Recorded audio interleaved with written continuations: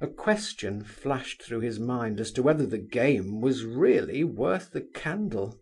For that had happened at this moment which for 2 months had been his nightmare, which had filled his soul with dread and shame: the meeting between his father and Nastasia Philipovna.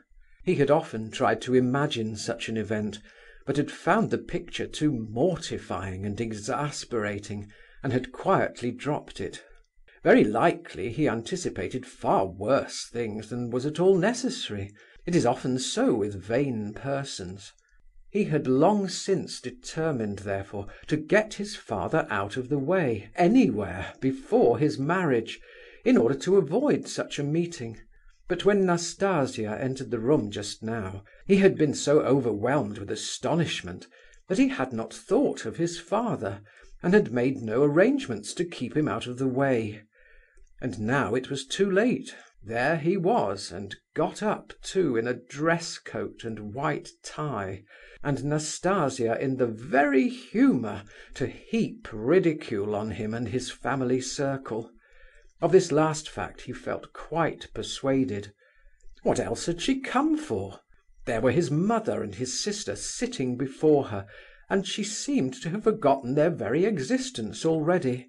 And if she behaved like that, he thought, she must have some object in view. Ferdishenko led the general up to Nastasia Philipovna. "Ardalion Alexandrovitch Ivolgin," said the smiling general with a low bow of great dignity. "An old soldier, unfortunate, and the father of this family. But happy in the hope of including in that family so exquisite—" He did not finish his sentence, for at this moment Ferdishenko pushed a chair up from behind, and the general, not very firm on his legs, at this post-prandial hour, flopped into it backwards. It was always a difficult thing to put this warrior to confusion, and his sudden descent left him as composed as before. He had sat down just opposite to Nastasia, whose fingers he now took, and raised to his lips with great elegance and much courtesy. The general had once belonged to a very select circle of society, but he had been turned out of it 2 or 3 years since on account of certain weaknesses, in which he now indulged with all the less restraint. But his good manners remained with him to this day, in spite of all. Nastasia Philipovna seemed delighted at the appearance of this latest arrival, of whom she had of course heard a good deal by report. "I have heard that my son—" began Ardalion Alexandrovitch. "Your son, indeed! A nice papa you are! You might have come to see me anyhow, without compromising anyone. Do you hide yourself, or does your son hide you?" "The children of the 19th century and their parents—" began the general again. "Nastasia Philipovna, will you excuse the general for a moment? Someone is inquiring for him," said Nina Alexandrovna in a loud voice, interrupting the conversation. "Excuse him? Oh no! I have wished to see him too long for that. Why, what business can he have? He has retired, hasn't he? You won't leave me, General, will you?" "I give you my word that he shall come and see you, but he needs rest just now." "General, they say you require rest," said Nastasia Philipovna, with the melancholy face of a child whose toy is taken away. Ardalion Alexandrovitch immediately did his best to make his foolish position a great deal worse. "My dear, my dear," he said solemnly and reproachfully, looking at his wife, with one hand on his heart. "Won't you leave the room, mamma?" asked Varia aloud. "No, Varia, I shall sit it out to the end." Nastasia must have heard both question and reply, but her vivacity was not in the least damped. On the contrary, it seemed to increase. She immediately overwhelmed the general once more with questions, and within 5 minutes that gentleman was as happy as a king, and holding forth at the top of his voice, amid the laughter of almost all who heard him. Colia jogged the prince's arm. "Can't you get him out of the room somehow? Do, please!" And tears of annoyance stood in the boy's eyes. "Curse that Gania!" he muttered between his teeth. "Oh yes, I knew General Epanchin well," General Ivolgin was saying at this moment. "He and Prince Nikolai Ivanovitch Muishkin, whose son I have this day embraced after an absence of 20 years, and I were 3 inseparables. Alas, one is in the grave, torn to pieces by calumnies and bullets.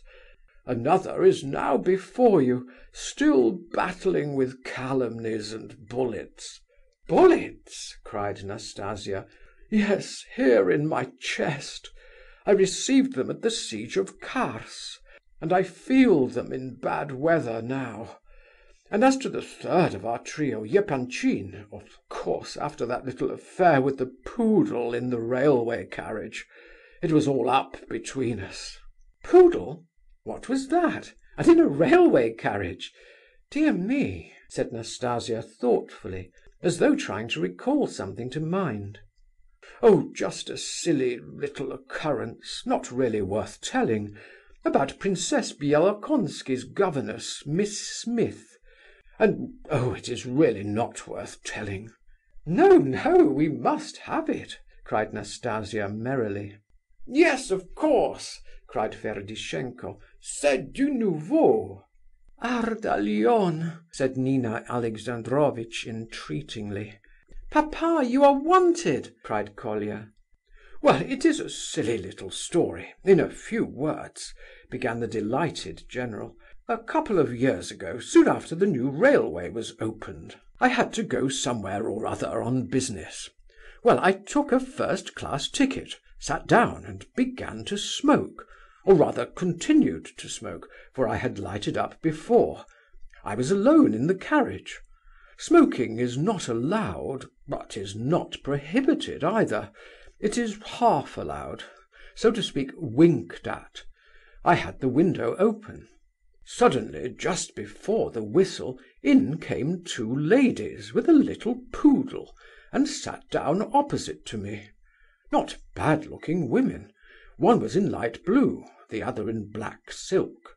The poodle, a beauty with a silver collar, lay on light blue's knee. They looked haughtily about, and talked English together. I took no notice, just went on smoking. I observed that the ladies were getting angry, over my cigar, doubtless. One looked at me through her tortoise-shell eyeglass. I took no notice, because they never said a word. If they didn't like the cigar, why couldn't they say so? Not a word, not a hint. Suddenly, and without the very slightest suspicion of warning, light blue seizes my cigar from between my fingers, and whew, out of the window with it. Well, on flew the train, and I sat bewildered. And the young woman, tall and fair, and rather red in the face, too red, glared at me with flashing eyes. I didn't say a word, but with extreme courtesy, I may say with the most refined courtesy, I reached my finger and thumb over towards the poodle, took it up delicately by the nape of the neck, and chucked it out of the window after the cigar. The train went flying on, and the poodle's yells were lost in the distance. "Oh, you naughty man!" cried Nastasia, laughing and clapping her hands like a child. "Bravo!" said Ferdishenko. Ptitsin laughed too, though he had been very sorry to see the general appear.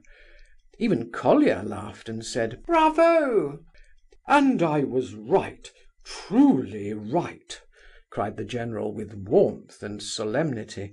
"For if cigars are forbidden in railway carriages, poodles are much more so." "Well, and what did the lady do?" asked Nastasia impatiently. That's where all the mischief of it lies," replied Ivolgin, frowning. "Without a